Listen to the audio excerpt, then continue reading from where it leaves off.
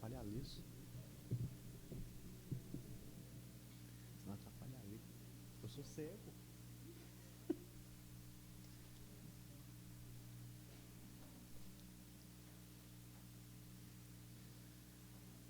Bom dia, meus irmãos. Vamos dar início ao culto de adoração ao nosso Senhor. Vamos abrir nossas Bíblias em Hebreus, capítulo 4.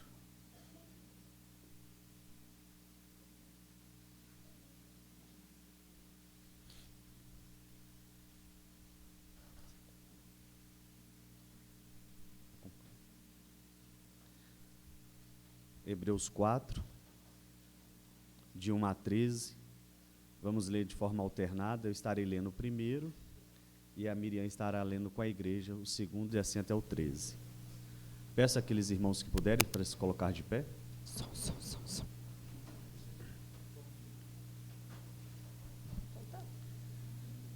Leiamos. Temamos, portanto, que sendo-nos deixada a promessa de entrar no descanso de Deus, suceda parecer que algum de vós tenha falhado. Porque também a nós foram anunciadas as boas novas, como se deu com eles, mas a palavra que ouviram não lhes aproveitou, visto não ter sido acompanhada pela fé naqueles que a ouviram. Nós, porém, que cremos, entramos no descanso, conforme Deus tem dito. Assim jurei na minha ira, não entrarão no meu descanso, embora certamente as obras estivessem concluídas desde a fundação do mundo. Porque em certo lugar assim disse, no tocante ao sétimo dia, e descansou Deus no sétimo dia de todas as obras que fizera. E novamente, no mesmo lugar, não entrarão no meu descanso.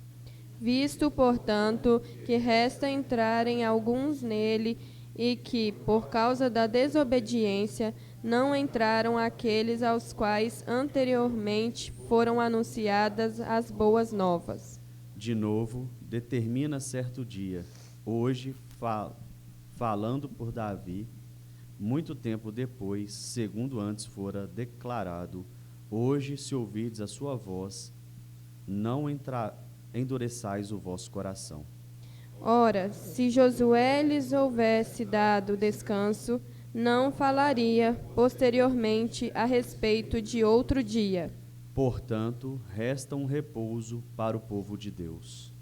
Porque aquele que entrou no descanso de Deus, também ele mesmo descansou de suas obras, como Deus das suas. Esforcemo-nos, pois, por entrar naquele descanso, a fim de que ninguém caia, segundo o mesmo exemplo de desobediência. Porque a palavra de Deus é viva e eficaz, e mais cortante do que qualquer espada de dois gumes, e penetra até o ponto de dividir a alma e espírito, juntas e medulas, e é apta para discernir os pensamentos e propósitos do coração. E não há criatura que não seja manifesta na sua presença.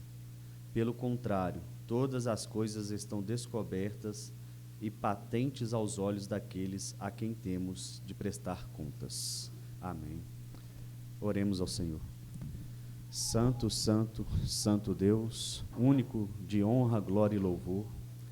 Senhor, nós estamos neste momento aqui na tua casa para prestar culto ao Senhor, para louvarmos ao Senhor, para engrandecer o teu santo nome. E eu te peço, Senhor, que conduza este culto de acordo com a sua santa vontade e que todos nós aqui possamos estar, Senhor, com o coração e a mente voltados a Ti e que o Senhor ilumine, Senhor, as nossas mentes, os nossos corações, para que possamos aprender da Tua palavra e ilumine também, Senhor, o reverendo Wendel, para que ele possa trazer a palavra do Senhor aos nossos corações de acordo com o que o Senhor deseja. Perdoe, Senhor, os nossos pecados, em nome de Jesus que eu oro. Amém. Ainda de pé, os irmãos da música estarão conduzindo a igreja no hino 28.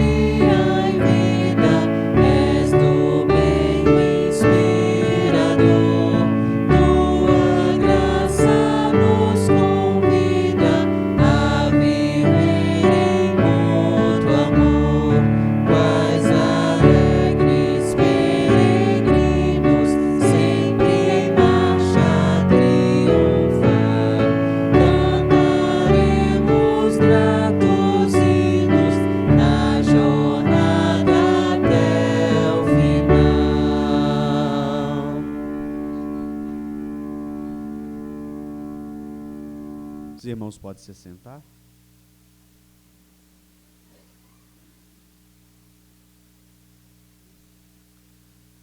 Assentados, mas ainda com reverência, vamos abrir nossas Bíblias no Salmo de número 113. Vamos ler em uma só voz todo o capítulo.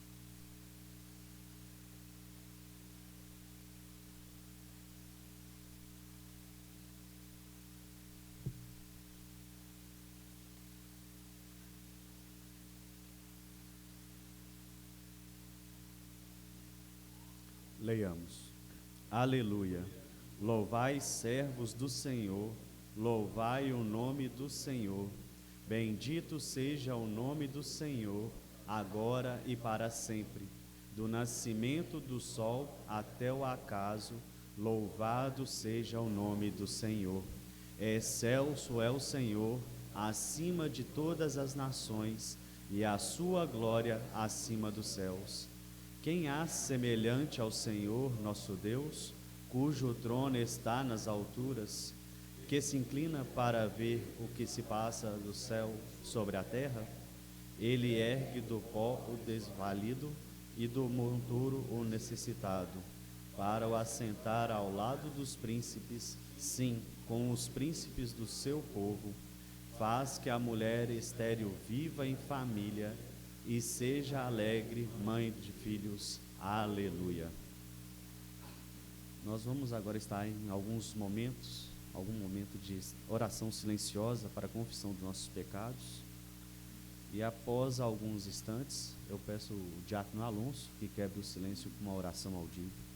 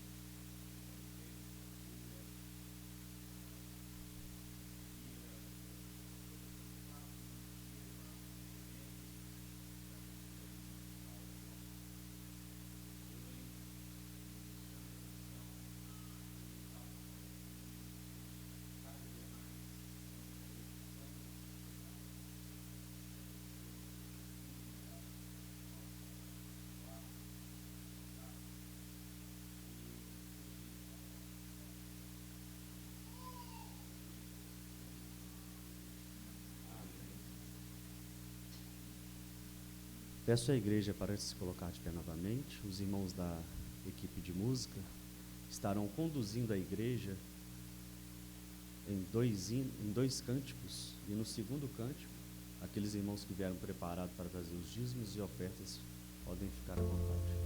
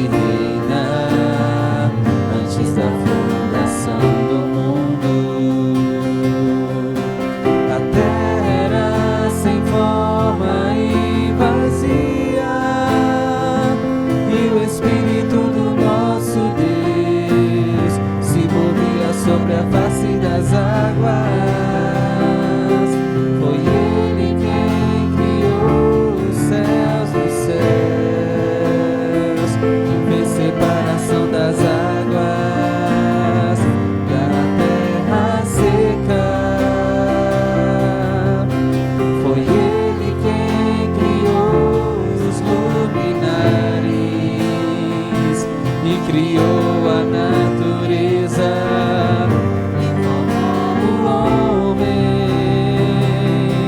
Glória a Deus por suas maravilhas,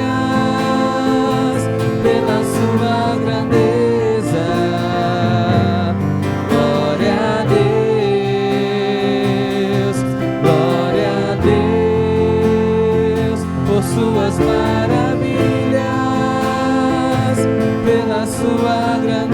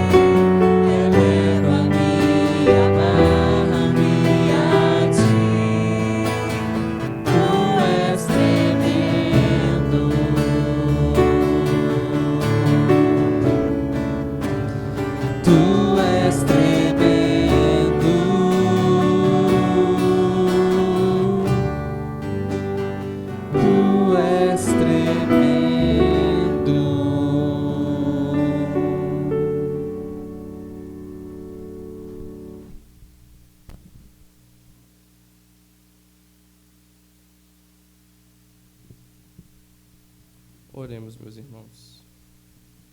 Senhor meu Deus, eu venho agradecer-te, meu Pai, pela bênção de mais este dia, pela condução que o Senhor tem feito até este momento do culto, meu Deus, e por todas as bênçãos e toda a graça que o Senhor tem derramado sobre as nossas vidas, meu Pai.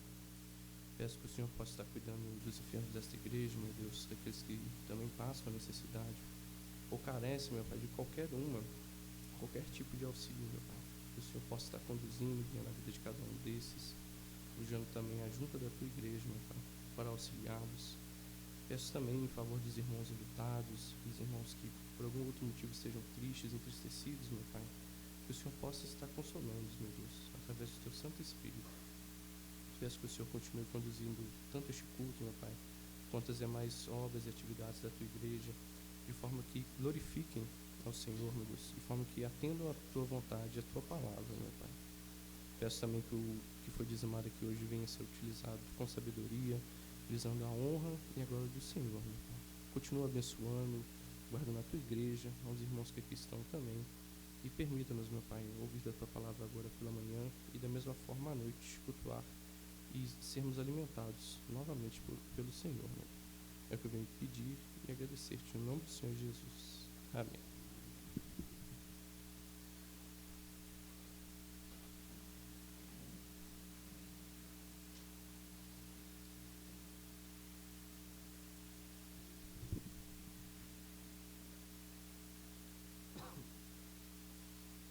Nós agora vamos estar fazendo a leitura da pergunta 160 do Catecismo Maior de Westminster. Nós vamos ler a pergunta e, em sequência, a resposta. Leiamos. Que se exige dos que ouvem a palavra pregada? Exige-se dos que ouvem a palavra pregada que atendam a ela com diligência, preparação e oração, que comparem com as Escrituras aquilo que ouvem, que recebam a verdade com fé, amor, mansidão e prontidão de espírito, com a palavra de Deus, que meditem nela e conversem a seu respeito uns com os outros, que a escondam nos seus corações e produzam os devidos frutos em suas vidas. Amém? Que Deus nos ajude, a cumprir o que Ele determina na sua palavra. Então vamos agora com atenção e com os corações abertos ouvir a palavra do Senhor com o reverendo Wendel.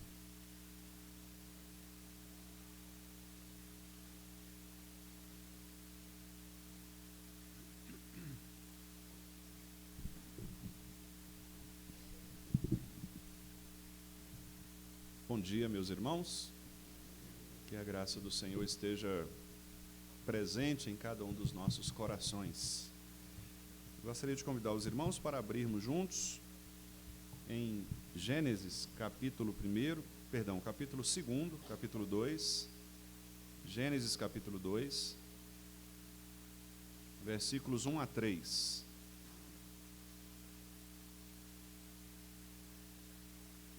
Gênesis 2, de 1 a 3. Eu farei a leitura e peço que os irmãos acompanhem com atenção o texto da palavra do Senhor. Assim, pois, foram acabados os céus e a terra e todo o seu exército. E havendo Deus terminado no dia 7º a sua obra que fizera, descansou nesse dia de toda a sua obra que tinha feito. E abençoou Deus o dia 7º e o santificou, porque nele descansou de toda a obra que como Criador fizera. Amém, meus irmãos. Vamos orar mais uma vez? Senhor nosso Deus, mais uma vez nós te agradecemos pela alegria de recebermos a tua palavra nesta manhã. Que de fato o Senhor possa cumprir em nossos corações esta verdade que acabamos de declarar no nosso catecismo, de que devemos, ó Deus, ouvir a tua palavra com atenção, com diligência, com temor, com amor, procurando guardá-la, ó Deus, em nossos corações, para que possamos produzir bons frutos para o Senhor, para a tua glória e também para a nossa edificação e para a edificação da tua igreja. Que o Senhor, então, me ajude e também ajude os meus irmãos aqui nesta manhã, para que pelo Teu Santo Espírito, ó Deus, sejamos iluminados com os olhos da fé, para que este texto possa, de fato, ser aplicado a cada um dos nossos corações e assim possamos dispor as nossas vidas para vivermos conforme o Teu Santo Evangelho. Ajuda-nos, ó Deus, é o que te pedimos, em nome de Jesus. Amém. Meus amados irmãos, todos nós sabemos que temos vivido dias difíceis no que diz respeito, especialmente à questão do tempo. O tempo se tornou para nós um grande problema. Ao invés de se tornar um aliado, o relógio passou a nos governar. O tempo passou a nos escravizar, e nós podemos até dizer que o tempo passou a ser para nós meio que um campo de batalha, porque as nossas agendas, elas estão sempre nos pressionando, a produtividade ou aquilo que fazemos está sempre nos definindo, e paradoxalmente, quanto mais nós avançamos do ponto de vista tecnológico e com toda a inteligência humana, nós temos descansado cada vez menos, temos pensado em nós no sentido de cuidarmos de nós mesmos cada vez menos. O homem contemporâneo, o homem dos nossos dias, ele acaba oscilando entre estes dois extremos. Ou é aquela pessoa que trabalha sem parar, tentando sempre justificar a sua vida, a sua existência, pelo desempenho, de modo que isso se torne visível às pessoas. Ou então, muitas vezes, ele acaba abandonando esta perspectiva do trabalho e procura um outro lado, que é um descanso improdutivo, muitas vezes guiado por distrações que não restauram, de fato, a nossa vida espiritual. Pelo contrário, às vezes até nos anestesiam diante dos problemas que nós enfrentamos. Gênesis 2, de 1 a 3, nos mostra como que, de fato, o descanso ele é pensado a partir do próprio Deus. A criação, como nós vimos, ela não termina com uma atividade, com uma produção, de fato, do Senhor, mas ela termina com um descanso. Deus, depois de criar todas as coisas, ao final ele descansa. E isso, obrigatoriamente, nos leva a pensar, a refletir sobre o porquê Deus descansa. Se nós considerarmos que Deus é um Deus que não se cansa, não se fatiga, como o próprio texto bíblico nos orienta a respeito dele, se ele é um Deus todo-poderoso que em nenhum momento descarta ou perde poder de si mesmo, por que Deus precisa descansar? Por que Deus descansou? E talvez mais ainda, nós podemos perguntar o que o descanso de Deus revela sobre a realidade, sobre o tempo, sobre nós mesmos. O que Deus quis nos ensinar com isso? Meus irmãos, a nossa perspectiva é que esse texto, muito claramente, ele nos fala a respeito do reinado de Deus no seu descanso. Ou, em outras palavras, o descanso de Deus é, de fato, uma expressão muito clara do seu governo soberano, da sua providência sobre todas as coisas criadas. Podemos dizer que o descanso de Deus é o fundamento da ordem de todo o tempo, e é, sim, a antecipação daquele descanso redentivo em Cristo, como, aliás, nós lemos aqui nesta manhã no texto de Hebreus. Resta ainda um descanso para o povo de Deus. Esse descanso redentivo em Cristo que nós aguardamos, que será na obra consumada, quando todas as coisas findarem, nós então estaremos descansando definitivamente com o Senhor. O texto de Gênesis começa dizendo: assim, pois, foram acabados os céus e a terra. Esta é uma linguagem bastante interessante de Moisés, uma linguagem definitiva que não deixa dúvidas quanto ao processo de criação. A criação ela não está sendo aperfeiçoada, ela foi completada. Repare que o verbo aqui, ou a conjunção verbal, a locução verbal, foram acabados, aponta exatamente para um princípio de que não há falhas, não há carências, não há ainda espaços que precisam ser completados ou revisados. Não há uma necessidade de revisão na criação. Deus completou a sua criação, tudo está definitivamente criado. Deus não permite que haja lacunas ou espaços que ainda precisam ser preenchidos. E isso parece-nos algo, talvez, de menor importância, mas nós consideramos isto como fundamental para a teologia bíblica, que é a teologia de toda a Escritura. E a razão pela qual nós consideramos fundamental é porque, de fato, a criação revela um ato perfeito de Deus e completo de Deus. A criação de Gênesis 1 será replicada naquilo que nós chamamos de recriação em Cristo Jesus. O Novo Testamento, ele replica o Antigo Testamento, quando agora Cristo virá e Cristo será o recriador de todas as coisas. Uma vez que esta criação primeira caiu por causa do pecado, agora Cristo reconstrói todas as coisas, e assim como na criação Deus fez absolutamente tudo de modo perfeito e absolutamente definitivo, também na recriação em Cristo as coisas serão perfeitas e também definitivas. Então, o descanso divino não é considerado por Moisés, na sua narrativa, na expressão da sua teologia, como simplesmente uma reação a um possível cansaço de Deus. Deus não se cansa, não se fatiga, como nós aprendemos. Mas aqui, pelo contrário, o descanso é uma expressão de satisfação de Deus. E é exatamente isto que o descanso deve nos oferecer. O descanso não é simplesmente a reação ao cansaço, mas é a expressão de satisfação por aquilo que nós realizamos durante os dias de nossa vida. Deus, então, completa a sua obra, e ele, além de completar, ele contempla a sua obra. E ele a considera plenamente boa, como, aliás, nós lemos no verso 31. Viu Deus tudo quanto fizera, e eis que era muito bom, muito bom. Deus, então, completa a sua criação, ele considera a sua criação como plenamente boa, como completamente satisfatória, e agora ele se alegra com esta criação. Lá em Isaías, como eu já citei aqui, no capítulo 40, verso 28, diz que Deus não se cansa nem se fatiga. Ou seja, o descanso de Deus não é um descanso físico, mas é um descanso, podemos dizer, teológico. Por quê? Porque este padrão do descanso teológico, ele se repete ao longo da Escritura. E, mais uma vez, aqui eu levo os irmãos a pensarem a respeito de Cristo. Cristo, na cruz, ele declara a finalização de toda a sua obra e também o seu descanso. Quando nós lemos, por exemplo, em João, capítulo 19, verso 30, ali está a expressão final da recriação realizada por Cristo. Ele entrega o seu Espírito ao Pai e, antes de entregar, ele diz, está consumado. Cristo aqui estava ecoando exatamente aquilo que o próprio Deus Pai também declarou aqui em Gênesis. A obra redentora de Cristo, assim como a obra criadora do Pai, ela é concluída plenamente.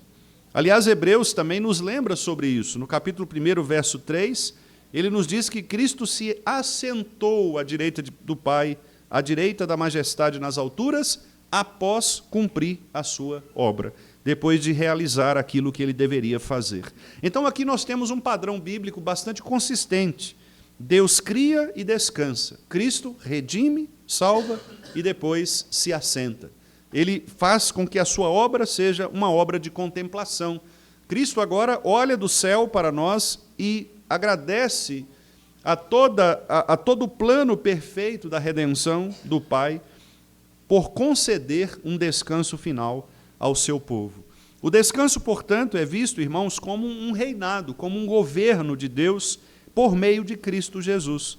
O verso 2 aqui de Gênesis diz que, havendo Deus terminado, ele descansou nesse dia.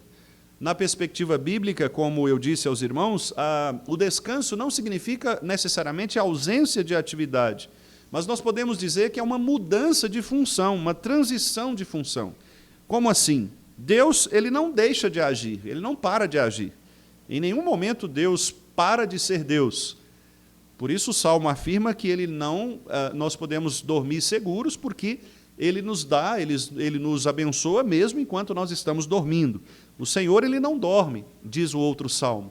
Ele não cochila, ele não dormita, ele é o guarda de Israel, sempre presente.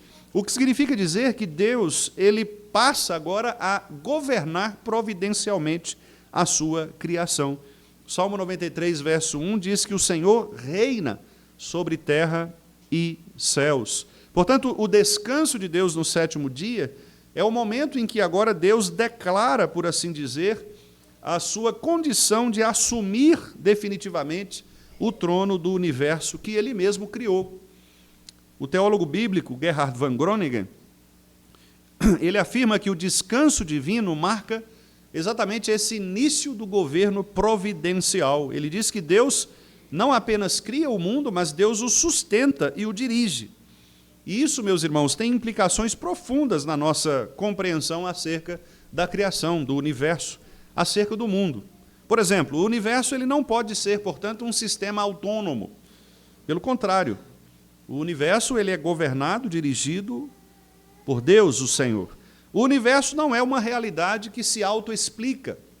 Então, para você compreender os mecanismos do universo, você não deve apenas estudar o universo autonomamente, como se ele pudesse se autoexplicar. Ele não é um mecanismo impessoal, ou seja, completamente desvinculado de uma pessoa. Pelo contrário, o universo é um reino governado por um Criador. Colossenses capítulo 1, verso 17, Paulo afirma que em Cristo todas as coisas subsistem. Ali, Paulo está mencionando o fato de que toda a criação, no versículo anterior ele diz, coisas visíveis e invisíveis. Toda a criação continua a existir, não por si mesma, mas porque Deus a sustenta continuamente. Então, o descanso de Deus ele é visto como o estabelecimento do seu domínio, do seu governo, da sua autoridade, da sua providência sobre todas as coisas. Isto, portanto, nos faz pensar acerca do como nós entendemos a realidade criada. Quando nós olhamos para as questões da vida comum, muitas vezes nós somos levados a pensar que as coisas acontecem por acaso, que elas são fruto de um acaso. Mas, como disse a poetisa cristã, que compôs um dos hinos que cantamos em nosso inário, acasos para Deus não haverá. Porque as mãos do Senhor dirigem o nosso destino, as suas mãos dirigem o meu destino. Acasos, portanto, para mim não haverá. De fato é isto, não há acasos quando se trata de uma compreensão real, verdadeira, genuína das coisas criadas. Mesmo naquelas coisas que muitas vezes nos chocam, mesmo nas realidades ou nas circunstâncias que nos parecem contrárias ao próprio ser de Deus, como, por exemplo, as violências, os crimes em geral, ou mesmo as tragédias que envolvem a natureza. Muitas vezes nós pensamos ou perguntamos o porquê Deus permite que algumas coisas aconteçam. Ontem, por exemplo, aqui em Belo Horizonte, uma mulher faleceu por causa de uma enchente. Na região ali da Cristiano Machado, não sei se os irmãos viram isso, ela estava numa determinada religião, foi levada pela correnteza, que rapidamente tomou aquele ambiente, e ela foi afogada, né, pelas águas, e foi encontrada depois pelos bombeiros num monte de lixo, né, lixo que estava acumulado ali por causa da própria enchente. Nós nos perguntamos, por que estas coisas acontecem, né? Porque alguém que está ali e absolutamente alheia a qualquer tipo de possibilidade de perder sua própria vida, ela de repente perde a sua própria vida numa condição estranha, numa condição que nós pensamos, mas como é possível alguém perder a vida assim? Mas ela perdeu a sua vida dessa maneira. E tantas outras tragédias que envolvem a natureza, desabamentos, situações de raios que matam pessoas em campos abertos, muitas vezes tsunamis e outras condições que a própria natureza, se rebelando por causa do próprio pecado, como diz a Escritura, ela acaba causando males aos seres humanos. E nós mesmos também, com o nosso coração pecaminoso, causamos mal às pessoas. Nós sabemos que quando não matamos fisicamente, como os homicidas fazem, muitas vezes nós também matamos com os nossos lábios, porque nós sabemos que matar não é simplesmente derramar o sangue do outro, mas é também difamar o outro. E há muitas outras condições, como aquelas, por exemplo, mencionadas aqui na oração do nosso irmão Alonso, situações que muitas vezes nós nem imaginamos que sejam pecados, mas que nós muitas vezes mantemos situações comuns da vida, rotineiras da vida, pensando que elas não são pecaminosas, mas elas são pecaminosas em si. Mas, mesmo assim, queridos irmãos, mesmo com todo o caos do universo, mesmo com todo o pecado, mesmo com toda podridão que há no mundo, nós não podemos perder a dimensão correta de que Deus governa, continua governando, continua assentado no trono. Deus não perdeu o governo, não perdeu a sua providência, pelo contrário, Ele age mesmo nestas coisas para cumprir o seu propósito determinado. E é isto que a Bíblia diz, é isto que os nossos símbolos de fé afirmam, mostrando que a providência de Deus, ela inclusive permite até mesmo as ações más dos homens, para que ele assim cumpra o seu propósito. Na própria Escritura nós vemos isto, quando, por exemplo, Deus permitiu que Faraó se endurecesse por muitas vezes, para não permitir que o povo saísse, Deus estava agindo por meio da dureza do coração de Faraó. Quando, por exemplo, Deus permitiu que os irmãos de José o jogassem dentro do buraco, que o vendessem como escravo, Deus estava dirigindo a história. Quando Davi peca com Batseba, matando Urias e causando toda aquela situação terrível para com o povo, Deus estava ali também governando estas ações. De modo que Deus governa todas as coisas. Deus governava o coração de Pilatos no momento em que ele lavou as mãos diante da crucificação de Jesus. Deus estava, inclusive, governando os corações daqueles homens maus, dos sacerdotes, daqueles fariseus que estavam ali também gritando, crucifica-o, crucifica-o. Deus está, meus irmãos, guiando todas as coisas do universo. E o sábado cristão, ele nos ensina sobre isto.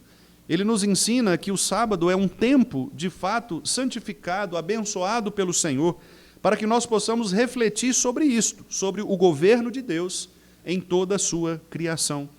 Quando nós nos encontramos no dia do Senhor, nós não estamos aqui apenas cumprindo um requerimento cerimonial, religioso. Não é e não deve ser algo mecânico. Mas Deus santifica este dia, não transformando os espaços em espaços sagrados, não transformando o momento da reunião como algo sagrado ou diferente das outras coisas, simplesmente, mas Deus nos mostra neste lugar, neste dia, que o tempo pertence a Ele. Quando nós deixamos as nossas atividades comuns, quando nós abandonamos as nossas tarefas diárias, costumeiras, e nós nos reunimos no dia do Senhor, nós estamos dizendo, o tempo pertence ao Senhor. Por isso, na semana passada, durante a nossa aula de escola dominical, eu mencionei aqui para os irmãos algumas das atividades que muitas vezes nós fazemos nos dias comuns, mas que não é conveniente que façamos no dia do Senhor. Isto não porque se torna pecado necessariamente, mas porque o dia do Senhor deve ser destinado, de fato, para que pensemos a respeito do tempo que Deus governa. Deus governa o nosso tempo. E quando nós tiramos o dia do Senhor, separamos o dia do Senhor para torná-lo destacado dos demais dias, quando nós entendemos que o domingo não é um dia comum como qualquer outro dia da semana, nós estamos reafirmando teologicamente e escatologicamente, ou seja, pensando na redenção futura, que o tempo pertence a Deus. Ele não me pertence. Eu não sou o construtor do tempo, eu não sou dono do tempo.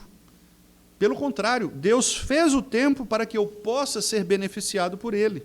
E por isso mesmo, lá no evangelista Marcos, ao questionarem isto em relação a Jesus, porque Jesus estava fazendo o bem no dia de sábado, no dia do Senhor, e alguns questionaram dizendo, mas pode curar no sábado?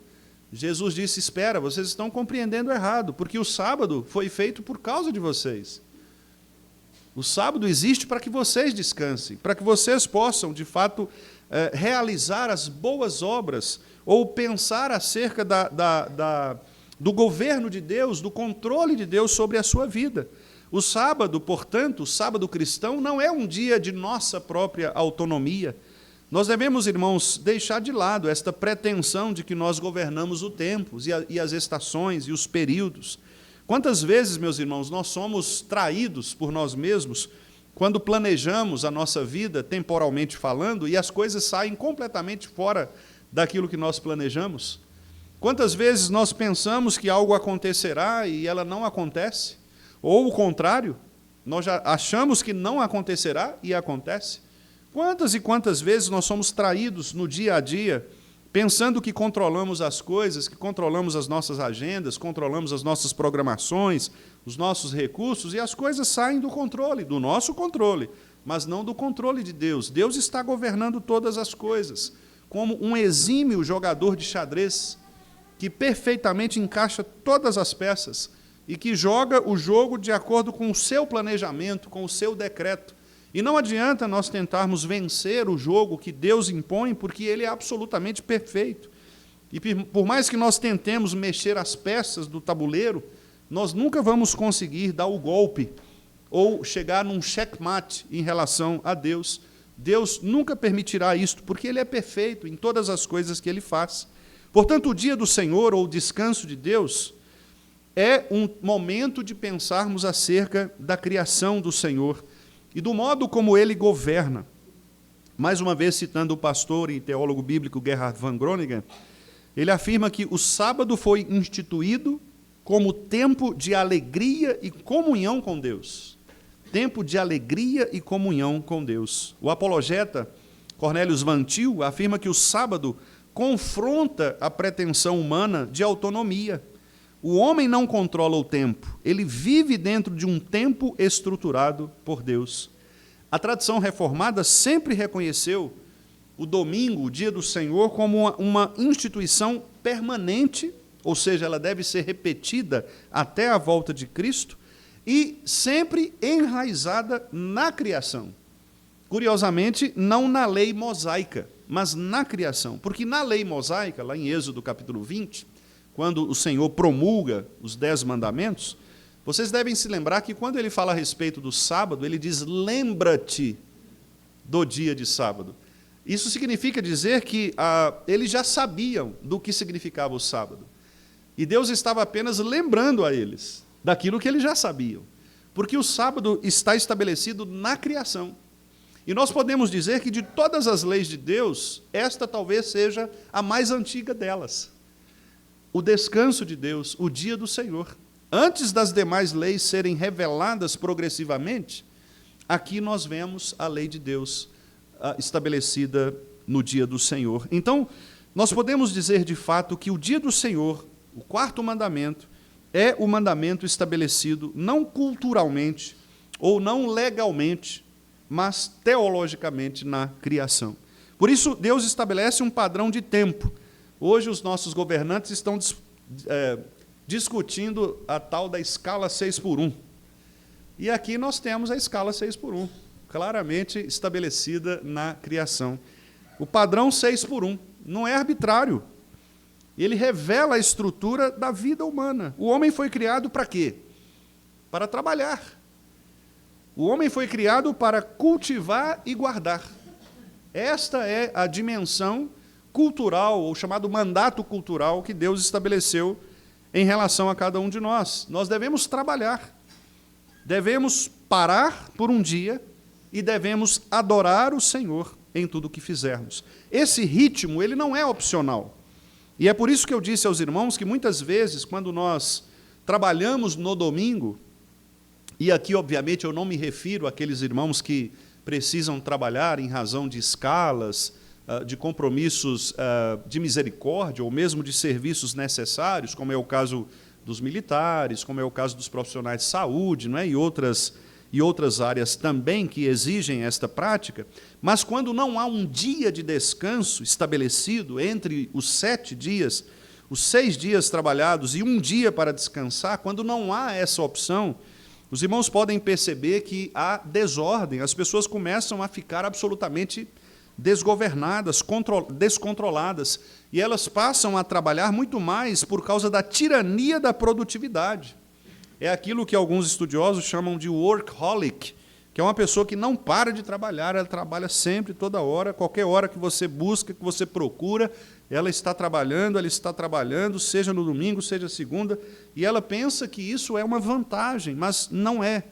Porque, muito embora ela possa até mesmo conquistar algumas coisas materiais, ela está quebrando o princípio fundamental do descanso, como este momento de reflexão e de contemplação da obra do Senhor.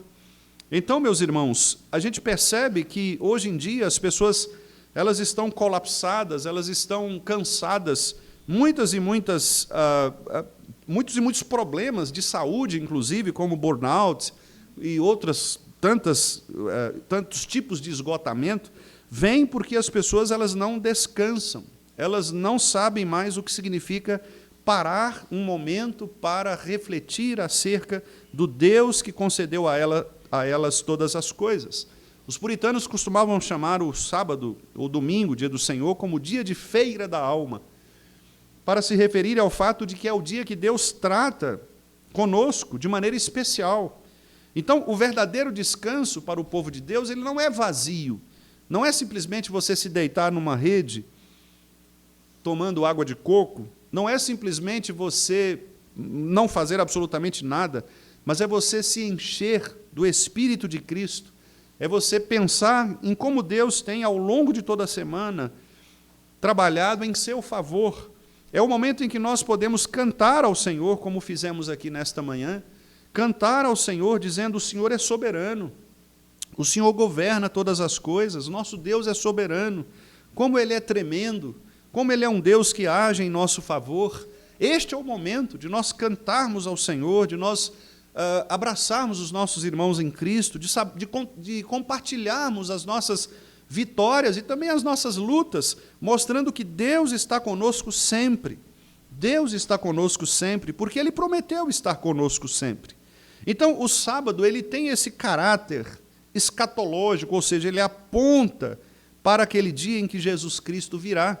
E quando Cristo vier, quando ele nos disse, inclusive lá em Mateus capítulo 11, verso 28, vinde a mim e eu vos darei descanso, ele está exatamente dizendo, olha, o verdadeiro descanso, ele só pode ser experimentado espiritualmente.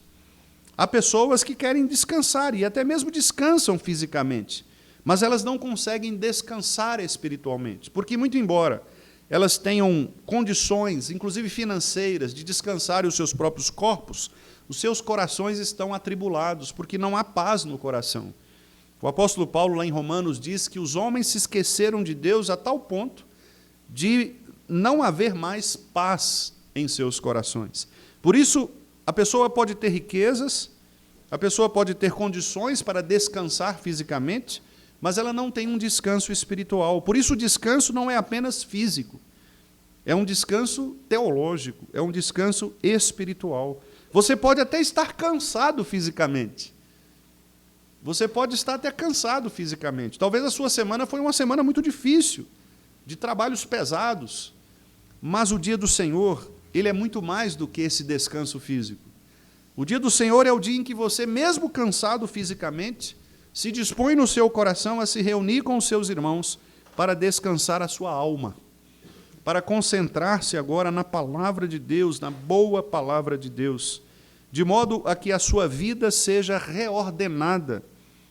Se você viveu uma semana cheia de tribulações, cheia de caos, o domingo é aquele dia no qual Deus, o Senhor, nos chama para reorganizar as nossas prioridades. O Senhor nos mostra que a nossa vida não é uma vida para trabalhar, mas o nosso trabalho é um momento em que nós vivemos diante de Deus, diante do Senhor. O Senhor está acima do nosso próprio trabalho. Também nós somos chamados a resistir a esta cultura da exaustão, essa ideia de que nós temos de ir até o fim, exaustos, para produzirmos e para demonstrarmos às pessoas que somos bons. Não, a Bíblia nos diz que o sábado é uma resistência contra essa cultura. Nós não precisamos demonstrar às pessoas que nós somos bons, que somos produtivos, que temos uma alta performance. Nós precisamos viver de acordo com a glória de Deus. Nós precisamos glorificar a Deus. E isso impacta profundamente na maneira como nós trabalhamos, na maneira como nós vemos a nossa vida. Nós aprendemos no domingo a redescobrir o descanso como adoração, como eu já mencionei. Não é uma inatividade, mas é uma comunhão com os nossos irmãos. E esta comunhão envolve culto, um culto consciente, um culto que Paulo chama de lógico ou racional, que é um culto coerente. É um culto em que nós estamos diante do Senhor, sabendo por que nós estamos. Fazemos isto intencionalmente, não porque fomos trazidos e não sabemos onde estamos, quem somos, o que fazemos, mas intencionalmente nós saímos das nossas casas e nos apresentamos diante do Senhor. Envolve meditação. É um momento em que você precisa parar. Por isso aqui eu disse, na semana passada, na nossa classe, não é, a respeito disto, é um tempo de meditação, de oração, um tempo de comunhão, em que as atividades comuns dos demais dias devem ser deixadas de lado para os demais dias. Devemos evitar, portanto, de trabalhar aquilo que fazemos na semana no dia do Senhor. Se você tem uma prova, estude antes. Deixe para que você possa estudar nos dias anteriores, ou mesmo nas segundas, terça, quartas seguintes, mas não faça isso no dia do Senhor. Se você tem casa para arrumar, roupa para lavar, se você vai receber pessoas na sua casa, tente antecipar essas atividades, para que no dia do Senhor você esteja mais disposto, livre, temporalmente livre, para que você possa cultuar a Deus, meditar no Senhor, orar com os seus irmãos, e que as preocupações comuns dos demais dias não ocupem a sua mente nesse dia que deve ser governado pelo Senhor. E por isso, irmãos, eu quero então concluir dizendo que Gênesis 2, de 1 a 3, ele nos ensina que a criação culmina no descanso. E esse descanso, então, revela a perfeita obra de Deus. Deus criou todas as coisas e ele diz, eis que tudo isso era muito bom. O governo soberano de Deus sobre as nossas vidas. A santidade do tempo.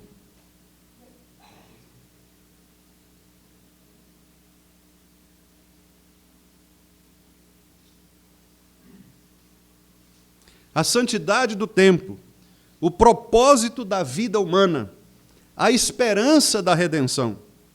Nós vivemos entre esses dois descansos, o descanso da criação e o descanso da eternidade.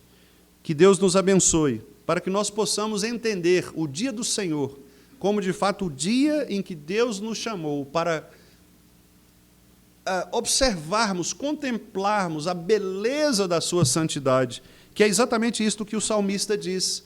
Nós estamos diante dele para contemplarmos a beleza de sua santidade. Nada mais nos interessa, meus irmãos, nada mais nos interessa, a não ser nós pararmos tudo aquilo que fazemos, deixarmos as nossas preocupações e estarmos na presença do Senhor. Esta é a feira da alma, é o lugar, de fato, mais especial onde nós podemos estar. Eu sei que há momentos e que há lugares muito bonitos, muito atraentes, mas nenhum deles se compara ao dia do Senhor reunido com o povo de Deus, porque nós faremos isto para sempre. No céu nós faremos isto.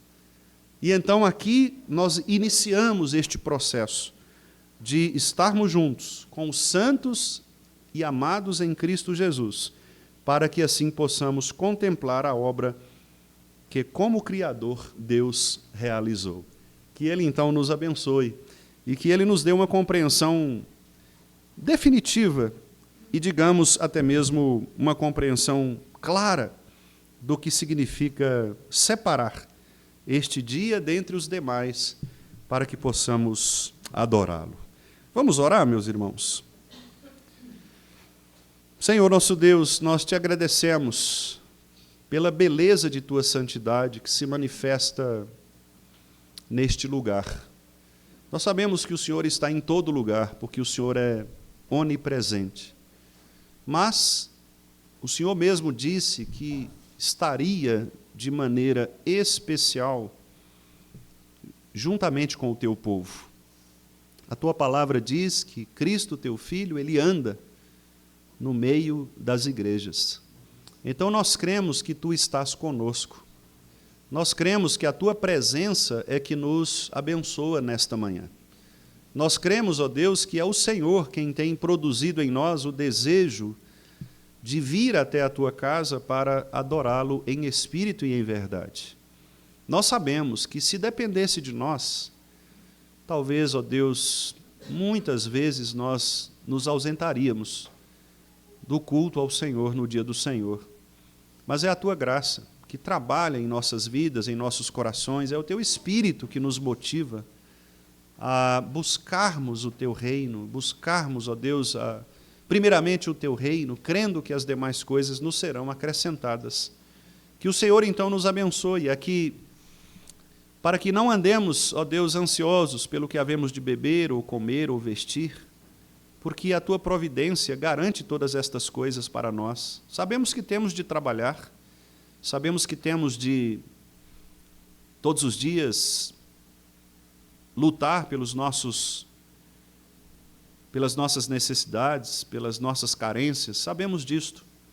Mas sabemos, ó Deus, que se o Senhor não edificar a casa, em vão trabalham os que a edificam. E se o Senhor não guardar a cidade, em vão vigiam as sentinelas. Portanto, dá-nos, ó Deus, esta compreensão de que mesmo que nós façamos, não fosse o Senhor, nós não chegaríamos até aqui. E não teríamos o que temos, nem seríamos o que somos. Porque tudo o que temos e somos vem do Senhor. E por isso das Tuas mãos é que nós Te damos. De tal maneira, Senhor, que pedimos-Te que este texto de Tua palavra possa impactar nossas vidas quanto à compreensão do dia do Senhor. Que nós possamos sair dos nossos lares alegres, ó Deus, gratos, para estarmos juntos no dia do Senhor, cultuarmos a Ti, porque sabemos que todas as coisas que temos vêm de Ti, Senhor. Pai, Te peço agora que o Senhor abençoe a vida dos nossos irmãos, de nossa igreja, começando, ó Deus, por aqueles irmãos idosos, especialmente aqueles que têm tido dificuldades de comparecer por conta da sua limitação, que o Senhor tenha misericórdia deles. Lembramos aqui da irmã Dona Marina, nosso irmão Adílio e Dona Vilma, que o Senhor continue, ó Deus, provendo sustento físico e espiritual para esses queridos irmãos. O Senhor continue abençoando as vidas deles, Pai Santo. Te agradeço pela vida da nossa irmã Dona Maria Rosa, pela alegria do seu aniversário, dos seus 90 anos. Obrigado também porque ela está conosco aqui. Que o Senhor continue abençoando também a Tua serva. Obrigado pela vida do irmão Josué, que também esteve um tempo em viagem e que retornou bem, ó Deus. Que o Senhor continue também abençoando o Teu servo. E os demais irmãos também que, ó Deus, têm passado por necessidades, e especialmente os nossos irmãos idosos, que o Senhor cuide deles, que o Senhor os abençoe, que o Senhor os guarde e que o Senhor os fortaleça. Te agradecemos, ó Deus, pelo nascimento da Helena e também da Hannah Helena. Obrigado pela vida da Lohane e da Viviane, ó Deus. Obrigado porque o Senhor conduziu todas as coisas no Teu tempo, de modo que, ó Deus, elas puderam compreender, por meio desta experiência, de que, de fato, o tempo está em Tuas mãos.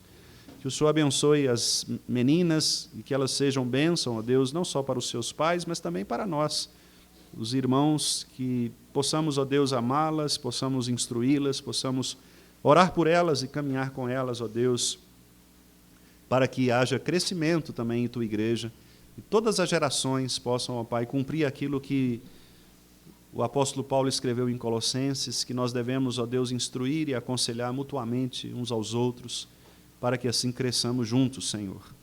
Quero também pedir ao Senhor pela vida do Matias, da Jéssica, que o Senhor tenha misericórdia também dela, e que o Senhor continue abençoando a sua vida, que continue sendo uma gestação, ó Deus, cuidada pelo Senhor, e que no tempo devido também o Matias possa vir, estar entre nós, e também nos alegrar, Pai Santo. Quero pedir ao Senhor pela Noemi, Pai, que não está muito bem, está quietinha, um pouco enferma, que o Senhor também cuide dela, Pai Santo, e possa trazer a cura, trazer, ó Deus, a libertação, ó Pai, deste incômodo pelo qual ela esteja passando. Abençoe Nath, Alonso, no cuidado dela também, que eles sejam sábios, ó Deus, e providentes como pais para cuidar dessa pequena serva do Senhor. Continue cuidando dos demais também, das demais crianças, ó Deus. Muito obrigado pela vida de cada um deles, pela vida do Gustavo, ó Deus, as demais crianças também de nossa igreja, as menores, ó Deus, o Miguel, o Dedé. Que o Senhor continue abençoando, Pai, todos esses nossos pequenos, o Rafael, e todos os demais, Pai, que talvez eu não me lembre aqui agora, mas que o Senhor continue cuidando de cada um deles, suas mães, pais, para que as nossas crianças continuem crescendo firmes, ó Deus, no compromisso de amarem o Senhor sobre todas as coisas.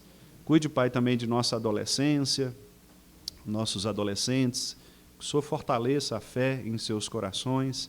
Não permita, ó Pai, que os cuidados deste mundo possam desviá-los da fé, mas que eles tenham, ó Deus, firmados os seus corações no Senhor.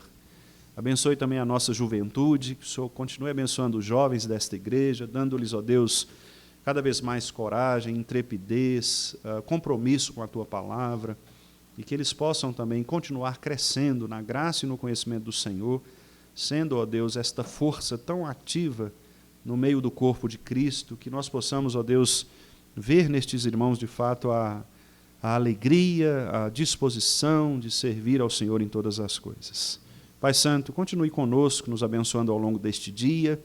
Abençoe-nos, ó Pai, na escola dominical que teremos agora há pouco. Abençoe-nos também ao longo do dia, em nossas casas. Abençoe-nos também no culto, logo mais à noite. Que o Senhor, pela Tua santa providência, nos dê um dia abençoado, um dia em que possamos experimentar a boa mão do Senhor, providencialmente nos guiando, nos governando. Nós Te agradecemos, Pai, por estas bênçãos, em nome de Jesus. Amém. Os irmãos puderem se colocar de pé, nós vamos receber a bênção, cantarmos o amém e depois alguns breves avisos e recomendações. Queridos irmãos, e que a graça do nosso Senhor e Salvador Jesus Cristo, que o amor de Deus, o Pai, e que as ternas consolações do Espírito Santo do Senhor sejam sobre todos nós, sobre todo o povo de Deus, hoje e para todo sempre. Amém.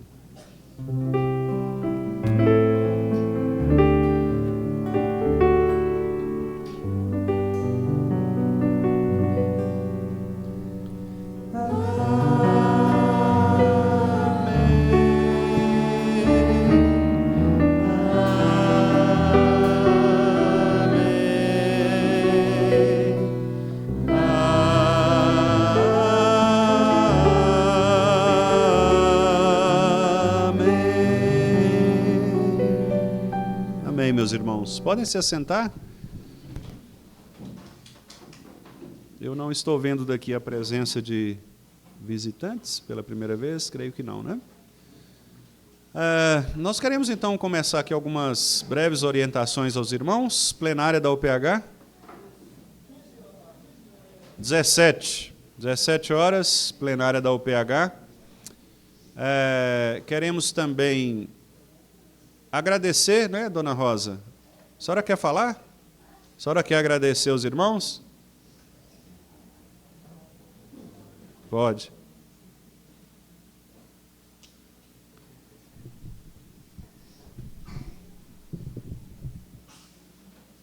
Será que eu dou coisa de falar? Vai, vamos vergonha. testar, né? Bom dia, irmãos. Bom dia. Tudo na paz do Senhor, né? E eu também, só para agradecer, gente, porque foi um dia inesquecível mesmo, viu? Eu fiquei feliz, até sarei. Eu estava caindo à toa. Agora, eu já estou andando para todo lado sozinha, não preciso ninguém me ajudar. Ô, gente, foi maravilhoso, viu? De eu ter visto meus irmãos. Tinha 10 anos que eu não via. Irmã, e ver os irmãos da igreja aqui, tudo também. É tudo do meu coração, viu, gente? Todo mundo. Eu amo vocês. E fiquei muito satisfeita mesmo. Fiquei alegre. Ai, na primeira noite eu nem dormi, estava tudo na minha cabeça. Estava bom demais, viu, gente? É só agradecer. E eu não queria ter uns 100 anos, não. Não, viver muito, não. Mas já está caminhando por 100, né? Quem sabe que Deus vai ajudar, né? Que eu vou até o 100. Ah, mas não pode, não. Ah, não, 90 custou chegar ao 90. Mas eu estou aí firme, forte, graças ao Senhor. E agradeço o pastor Josi, o pastor também aqui, o pastor Jalon. E agradeço a igreja toda. Nunca vou esquecer, viu, gente? Foi muita alegria mesmo. Meus filhos, tudo ajudou, ali ajudando. Queria fazer tudo beleza. O Gabriel, né, Gabriel? Você também ajudou muito, né? E Deus é que vai abençoar todo mundo do fundo do meu coração, viu, gente?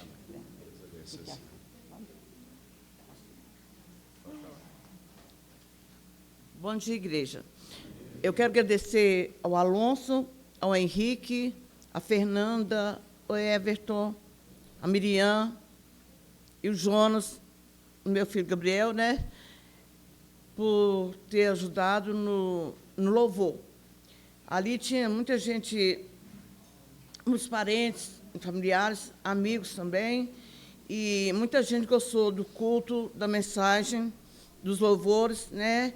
E nesse dia foi que o pastor queria muito louvor para esse dia. E teve louvor bonito mesmo, né? Graças a Deus. E nesse dia pode ter convertido uma alma lá, né? Jesus que sabe, conhece todos nós, né? Agradecer também por tudo, pelos instrumentos, pelo equipamento as caixas de som. Agradeço a Deus por tudo, a igreja por tudo. Obrigada, irmãos, porque a minha mãe ficou muito feliz. Agora ela falou, até sarou. Ela está muito feliz, ela ficou feliz, e nós, os filhos, ficamos mais felizes ainda por realizar o sonho dela. E agradecer ao pastor Wendel, que fez a liturgia, o pastor José, todo mundo gostou muito da mensagem dele também, o pastor Jalom, né, e que Deus abençoe a todos, em nome de Jesus Cristo. Amém? Irmão Tiago, quer dar uma palavrinha?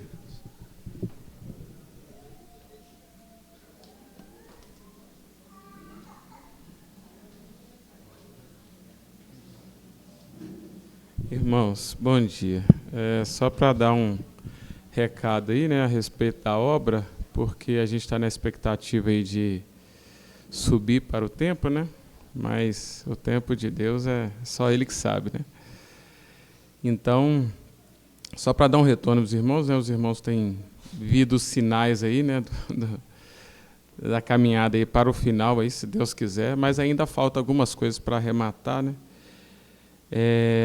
São muitos detalhes, né? Tem parte de som, de conexão de equipamentos, cabos, né? Então não é tão simples assim, encerrou lá e a gente desloca, né? Então, mesmo encerrando lá, a previsão, em tese, seria esta próxima semana, né? Mas ainda a gente terá que aguardar, até porque tem a parte de vidro, né? Guarda-corpo, e a gente precisa planejar a instalação e aquisição, e isso requer também esforço financeiro, porque essa parte de vidro requer um esforço financeiro, porque não é barato. Então, a gente vai precisar aguardar algumas semanas aí ainda para poder ir lá para o templo, né? Então, continuemos orando aí para que tudo ocorra dentro do tempo de Deus, né? E que possamos ficar em paz com esta situação e este retorno, né? Deus abençoe para que tudo possa caminhar bem, né? Se Deus quiser. Então, os irmãos estão em liberdade para a escola dominical. Deus abençoe.